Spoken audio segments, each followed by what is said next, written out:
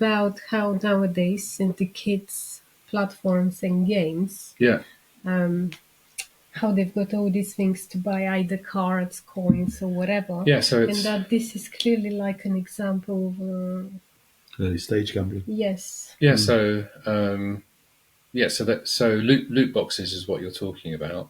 Yeah, in general, I Yeah. wouldn't say particular games, brands, whatever, but in general, because I've got a Yeah. child and I know from kids around as well that always doesn't matter what kind of game is or what kind of brand is, it's always something that it's made them addictive, like to Yes. go and buy the coins or whatever, and the Absolutely. amounts are a bit growing, and Yeah. they're like, oh, but I really want that, and it's, but what's the matter if you get it now or in a month later?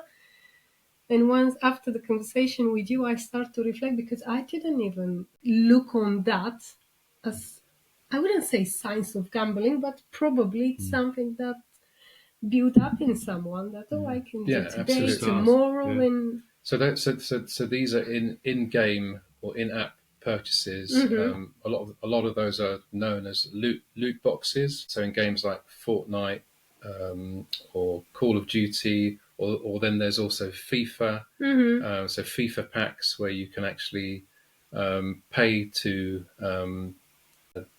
download a team or a player, a particular player, and it's randomized content. So there's a do you think risk these reward things element. they are risk to become or to start to have like an addiction? Absolutely. So some of these items you've got less than a 5% chance of actually obtaining, and kids are paying money and trying and chasing after some of these items. Because they're gonna help them to perform better on the game, Better in the or game. whatever. So it could be a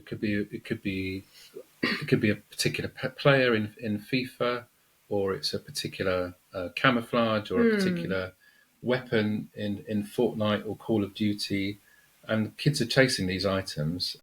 I mean, there's news about this stuff, headlines around children spending their parents' credit cards or debit cards, children, blowing all their savings on it as well. How this can be prevented? Because you can't stop a child, let's say, to play a game. No, But is there any? My personal thought, and what I'm doing is like, you've got like a limit per month. Yeah. You've got like a smaller thing. You can't say no at all, because you want your child to be able to play with friends or whatever to do. But my personal thought is that you need to have like a monthly, let's say, limit. Yeah. And this is not passing. Is that the way, or there is something else as well that can be? I mean, there are restrictions that you can put onto your child's account on the actual gaming console itself. So you can put restrictions on purchases or age limit certain content, etc. But a lot of parents aren't aware of that either. They just won't know that you can do that.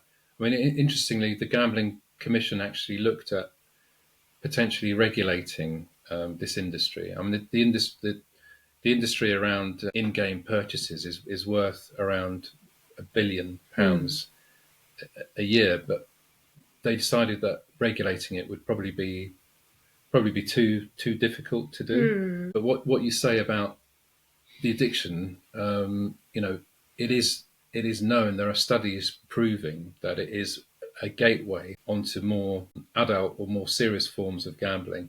So there are several studies out there in America and in Europe that prove